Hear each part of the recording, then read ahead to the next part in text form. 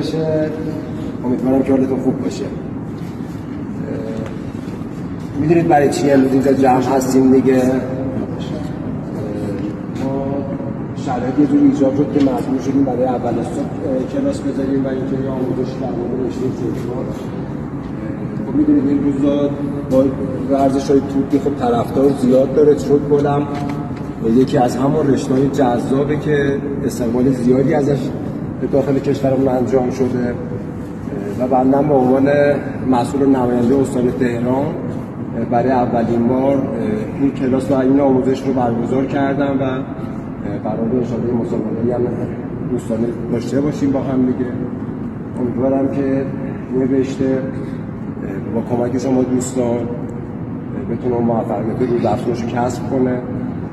جناب آقای حسن خانی نماینده رشته چوکبال کشورمون عزیزمون ایران عزیزمون هستن. حالا ایشون توضیحات کامل رو در مورد این رشته به شما حتما میدن که شما هم بیشتر آشنا بشید این رشته. ممنونم از همتون. مرسی که زحمت کشیدید اومدید. انشاءالله که بتونیم با هم دیگه همکاری خوب و بهتری داشته باشیم.